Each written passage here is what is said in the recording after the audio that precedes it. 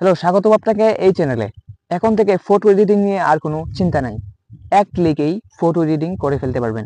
আপনার কনভার্ট ছবি, ব্লার পড়া ছবি কিংবা আরো 10 বছর আগের ছবি বেশি একটা ক্লিয়ার না।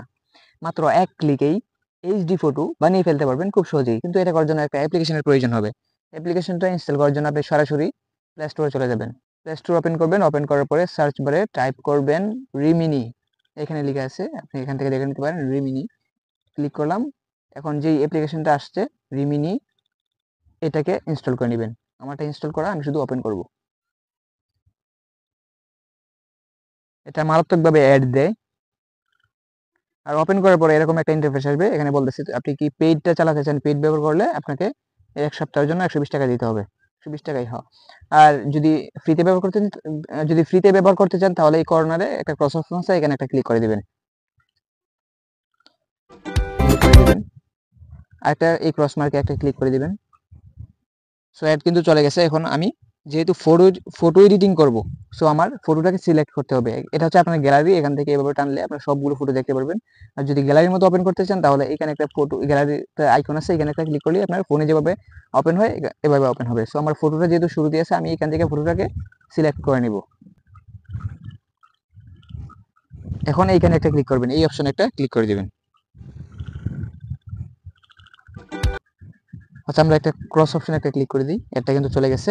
আমার ফটোটা কিন্তু ওপেন হয়ে গেছে।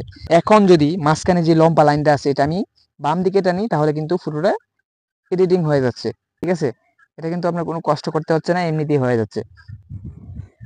আচ্ছা, সবটা এভাবে টেনে দেওয়ার পরে কাজ হচ্ছে আপনাকে এখানেই সম্পূর্ণ কাজ শেষ। এটাকে এক ক্লিকে এডিটিং করতে পারবেন যে কোনো ছবিকে। কিন্তু এখানে আরো অপশন আছে, এগুলো ব্যবহার করলে আরো ছবিটা এখন যতটুকু আছে এর থেকে ভালো করতে পারবেন যদি আপনি সঠিকভাবে ব্যবহার করতে পারেন।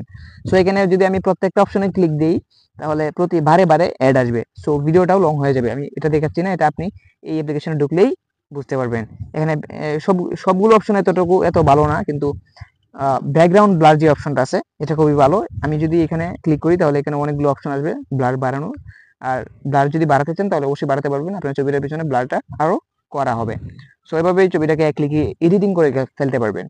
তারপরে সেভ করার জন্য এই কর্নারে একটা আইকন আছে, ডাউনলোড আইকন। এখানে একটা ক্লিক করে দিবেন। এখানে ক্লিক করার পরে সেভ, এইখানে একটা ক্লিক করে দিবেন। তাহলে কিন্তু আপনার ফটোটা সেভ হয়ে যাবে।